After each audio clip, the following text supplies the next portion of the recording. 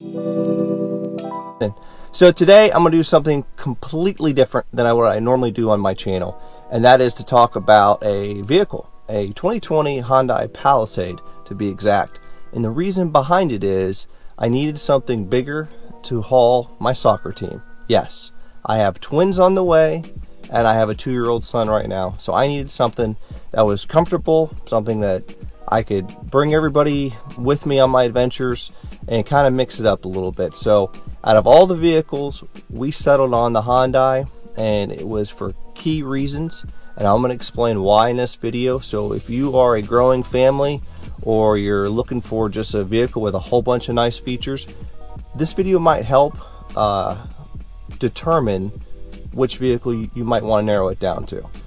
We test drove vehicles from $20,000 to $75,000, and they all had things missing for families. The Hyundai was the only one that a family actually designed. And this is my thinking, I don't know this for a fact, but to me it feels like a family actually designed this vehicle, and I'm going to explain why. So stay tuned, and I hope you guys enjoy the video.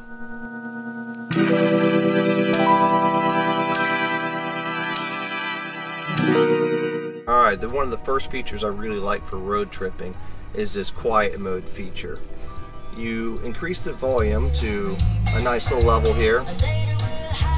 You press this and it's automatically decreased everything to 7, and in the rear of the vehicle back here it lowers the volume all the way down so none of the rear speakers are activated. So if the kids are falling asleep, you hit quiet mode, and then you've got your tunes playing up front and it's quiet back there for the most part. So I think that's a pretty cool feature. You open this up, it's set up right now for the newborns that are coming, and I mean just tons and tons of space inside here. Look at that. We opted for the captain's chair. Alright, ease. The door opens up nice and wide. Always take that into account when you're shopping for a family vehicle. Plenty of space. Grab the car seat. Comes in and out, no problem. Now we've got just the base in here. This vehicle has a 1 push button electronic where it sends it forward. Because the base is here, it restricts a little bit, but it's not a huge deal. You take your hand, hold on to the base, press the button here, and pull it forward. So now it gives you a lot of space for the kid to step up. And something that I want you guys to see is you've got a step here and then to another plastic step. And then when you walk in, right around here, there's an actual handle here for the kids. So imagine you're stepping in as a little kid, step here, grab handle here. I mean, that's great. So easy, plenty of room. I'm 6'1". I'm jumping in here now. I'm obviously not going to sit in the car seat, but there's plenty of room. I could fit over here without any real issues. I'd be coming in from this side. My head doesn't hit up here, which is nice. And that moves us on to the next thing we have. They put USB ports back here. Something that they won't need for a couple years, but it's an awesome feature to have. It's planning for the future. And something else that's very important is the air vents. The air vents are in the ceiling from the second and the third row. This is something you're going to notice if you're car shopping that most of the SUVs do not have, are these adjustable air vents here. They all have them down here, or like on the Volkswagen, they've got them on the side. That does absolutely zero good for small children. A small child is not going to get any air from here or down there. So having the air vents up here at the ceiling, the child is getting all the air, which is what you want. So that is a huge selling point for us as to why this checked off a lot more boxes, is because we learned from my son when we were in the other vehicle, he was always sweating a lot. So having the vents really helps up above instead of down below. They put more USB plugs in here and on this side as well. So again, growing family, they get older, they have access to everything you can need to charge. Something else which is important is a AC 115 inverter there. This is something, again, for moms that are breastfeeding. You can hook up your pump in the car, you can hook up your laptop, whatever you want. It's right there. It's nice, it's convenient, and there's no real issues. Something else is these have reclining rear seats. You press the button, it reclines backwards. Again, a lot of the other companies don't have that. And it's all electronic and goes right back up. All right, so as you can see, I'm wearing a different outfit, and that's because after I shot this video, I watched it, I edited it, and I wanted to add a couple more things for you, explain why I like this vehicle so much. And one of those key things was the child locks. If you have the override on it, so there's no child lock on it, your rear passenger still cannot open up this door if there's a vehicle coming. The sensors that are in the bumpers will actually re-engage the child lock or passenger lock, so they can't open up the door unless it's safe and no vehicles are coming by. That's really cool. I've never seen it on any of the other vehicles. Maybe they haven't, I don't know, but this one does have it.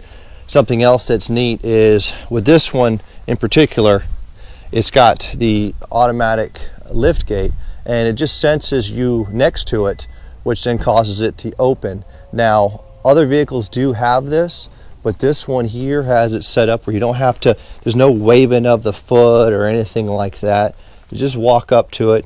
It gives you so many seconds to override it, and if you don't, it'll open up. So that was a pretty cool little feature.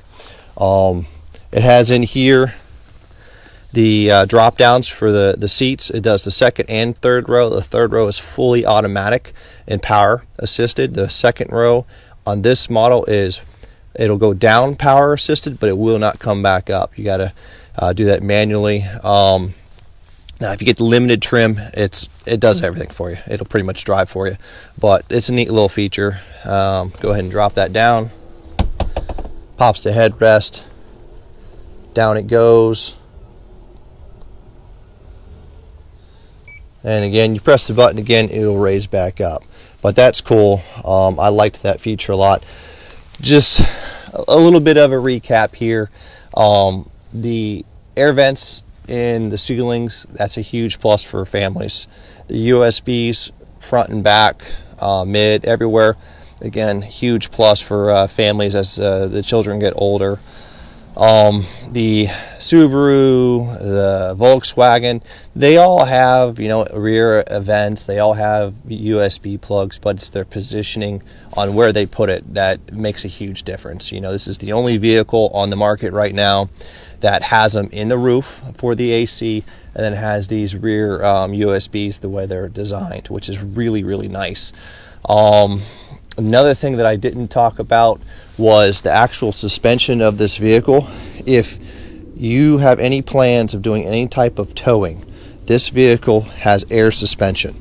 There is no other mid-size SUV designed like this as of right now that has an air suspension system. So this will do 5,000 pounds towing capacity, and when you load up the trailer, normally you'll see the sag on every other SUV on the market.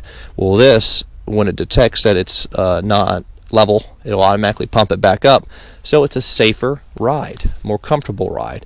So that's something that is really unique to this that I don't see on any of the other vehicles in this class. And finally, because I know somebody's going to ask, why didn't you look at a Chevy Tahoe or one of those big old Goliath SUVs for your, a big family? And realistically, it comes down to fuel mileage too. Yes, there's other SUVs that are going to be bigger than this one, but you're looking at 15 miles per gallon. This thing on the highway, 25 to 28 miles per gallon all day long. In the city, I'm looking at 18 to 19.